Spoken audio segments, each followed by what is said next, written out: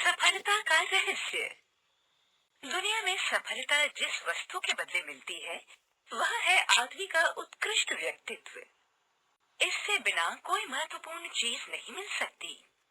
अगर कहीं से किसी ने घटिया व्यक्तित्व की कीमत पर किसी रीति से अपनी योग्यता का प्रमाण दिए बिना, परिश्रम के बिना, गुणों के अभाव में कोई चीज प्राप्त कर भी ली है तो वह उसके पास ठहरेगी नहीं। शरीर में पचाने की शक्ति ना हो तो जो खुराक आपने खाई है वह आपको हैरान परेशान करेगी और इससे भी बढ़कर व्याधियां देगी। कोई पूछे क्यों खाते हो, सीधा सा उत्तर है जिंदा रहने के लिए। क्यों कमाते हो, कमाएंगे नहीं तो खाएंगे क्या, अर्थात जीवित न रह सकेंगे क्योंकि जीवन रक्षक वस्तुएं तो कमा कर ही जुटाते हैं ना। परंतु यह सब तो ऐसे हुआ कि कमाने वाला आदमी खाने और कमाने के चक्र में ही निरंतर चल रहा है और गति भी इतनी तीव्र है कि इन दो क्रियाओं के अतिरिक्त जैसे कुछ और सूझता ही नहीं।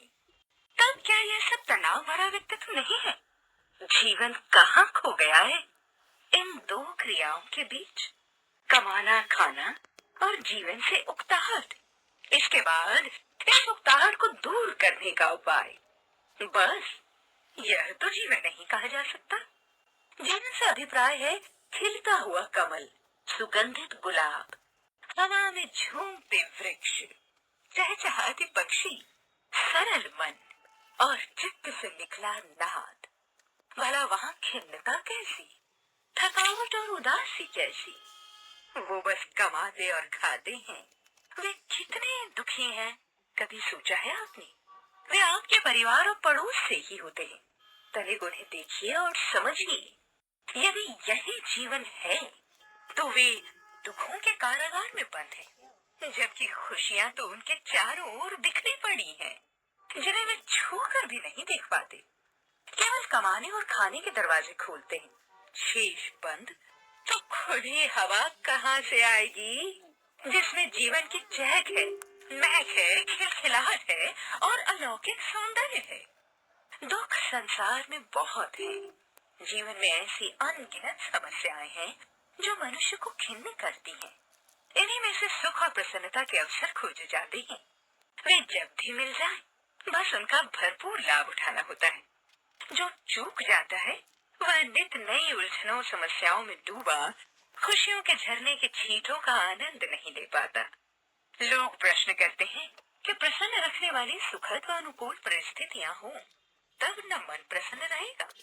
वे यह भूल जाते हैं कि मन को प्रसन्न रखने से भी दुखों की हानि होती है। यह माना जा सकता है कि प्रसन्नतादायक परिस्थितियां हों, सुखद अनुकूल श्रेष्ठ सफलता से भरे अवसर हों तो चित्त प्रसन्न रहे। परंतु यह समझना बड़ा कठिन बन पड़ता है कि चित्त को प्रसन्न रखने का स्वभाव बना लिया जाए तो दुखों का समापन हो जाता है। प्रश्न कठिन है और समझ में आने वाला भी, पर इसका प्रयोग परीक्षण करके देखने वालों ने इसका परिणाम संदेह से परे और सच्चाई के निकट बताया है। जिसके स्वभाव में शब्द घुल गया, विनोद घुल गया, हास्य घुल गया, प्रसन्न रहने की लत पड़ गई, उसकी आदत कोई कैसे यूं ही बदल सकता है? व्यक्ति अपना स्वभाव स्वयं बनाता है। कोई भी आदत अधिक समय तक बनी रहे तो स्वभाव में समाहित हो जाती है, या यूं कहें कि स्वभाव अभ्यास से बन जाता है।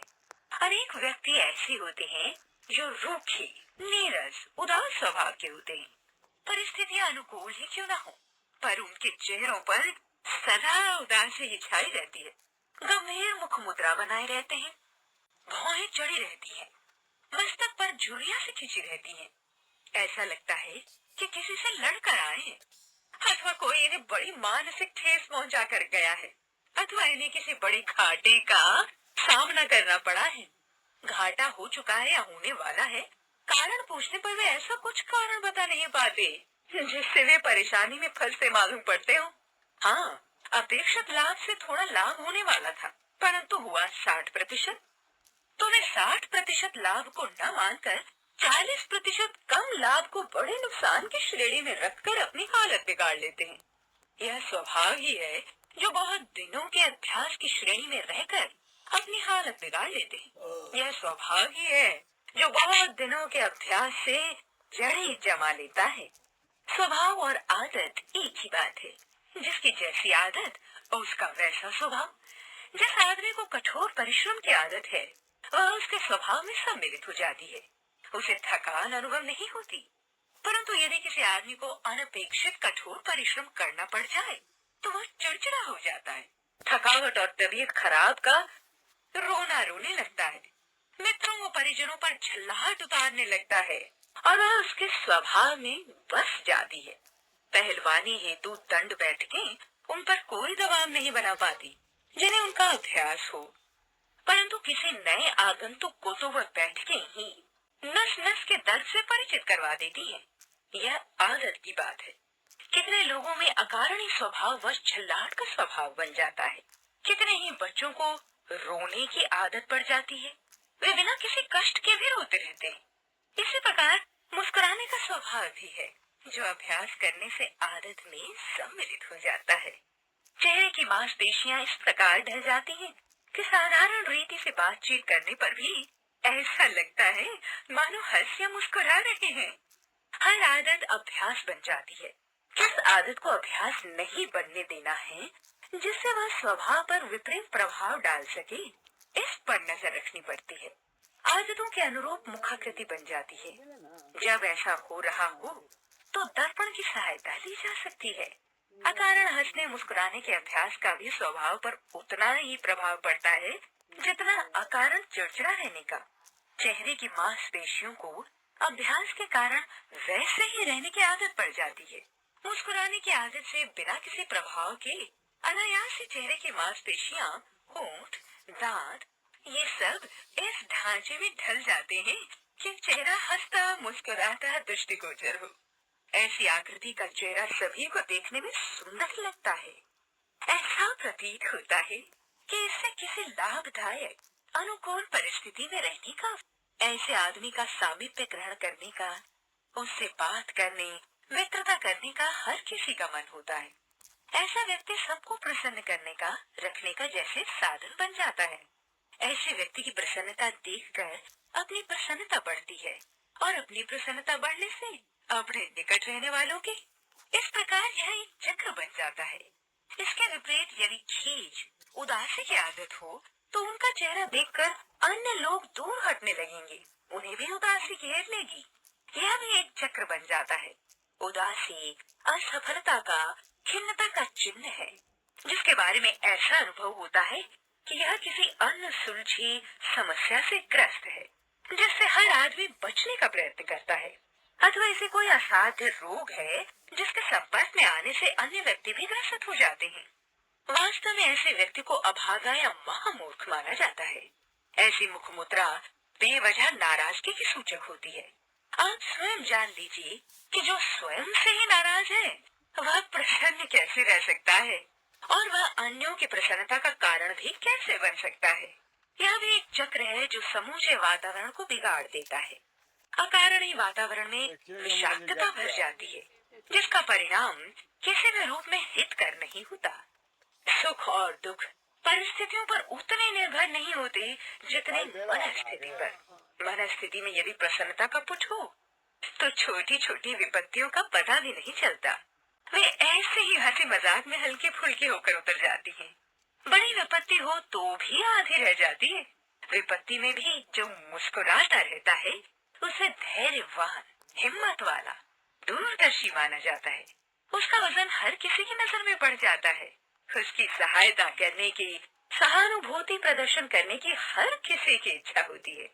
मनोवैज्ञानिक और शरीर विज्ञानी कहते हैं कि हंसने मुस्कुराने की आदत स्वास्थ्य को अच्छा रखने एवं सुधारने की दृष्टि से रामबाण औषधि है। इससे हृदय और मस्तिष्क तो बलवान रहता ही है, पाचन तंत्र, श्वसन तंत्र, आंखें आदि सभी ठीक रहते। यदि किसी कारणवश शरीर रूपी यंत्र का कोई हिस्सा थोड़ा बीमार भी हो जाए तो उसे ठीक होने में देर नहीं लगती। न डॉक्टर की जरूरत पड़ती है, न हकीम की। न इंजेक्शन लगाने पड़ते हैं, न कैप्सूल निकलने पड़ते हैं। रोग का कायदा यह है कि हंसने मुस्कुराने वाले के पास या तो आधा ही नहीं, अथवा ठहरता नहीं। मनोविज्ञानी कहते हैं कि प्रसन्नचित्त व्यक्ति का मानसिक उत्क्षेप नहीं होता। बुद्धि का डामाडोल होना मनुष्य की सबसे बड़ी हानि है। अर्धविक्षिप्त व्यक्ति निर्णय नहीं ले सकता। विचार तंत्र ही जिसका गड़बड़ा गया हो वह कभी सही निर्णय नहीं ले सकता। जिसके सही निर्णय नहीं है वह किसी बुद्धि को सुलझा नहीं सकता। कोई महत्वपूर्ण कदम सही रूप से नहीं उठा सकता। यदि सही कदम नहीं उठाया गया है तो सीधे सरल कार्यों में भी सफलता नहीं मिल सकती। सभी मनुष्यों में एक समान अंग होते हैं, अंतर केवल अक्ल का होता है। उसी के कारण कोई बुद्धिमान तो कोई मूर्ख, कोई धनी तो कोई निर्धन, कोई सफल तो कोई असफल होता है। इस बुद्धि तंत्र का सही गलत होना इस बात पर निर्भर करता है कि व्यक्ति संतुलित है या नहीं। मानसिक संतुलन का एक ही चिन्ह है कि चेहरे पर उदासी, निराशा, खीज चढ़ी हुई है या हर स्थिति में मन स्थिर और बुद्धि संतुलित है। अंत में बात घूम फिर कर वहाँ आती है जहाँ सफलता, समृद्धि हस्तगत होने पर मनुष्य प्रसन्न रहे या प्रसन्न रहने की आदत होने पर व्यक्ति हर दृष्टि से सुदृढ़ और सुनिश्चित रहे। दोनों में से कौन सी बात उचित होगी? गीता में कहा गया है कि प्रसन्न रहने वाले के समस्त दुखों का निवारण हो जाता है, उसकी बुद्धि स्थिर रहती है। इतना जिसे उपलब्ध है समझना चाहिए कि उसे सब कुछ उपलब्ध है। प्रसन्न रहने की आदत डालना अपने हाथ की बात है। इच्छित सफलताएं मिलने की शर्त पर जो प्रसन्नता चाहेगा उसे सदा निराश ही रहना पड़ेगा, परंतु जो प्रसन्न रहने की आदत का अभ्यास कर लेगा उसे किसी बात की कमी न रहेगी।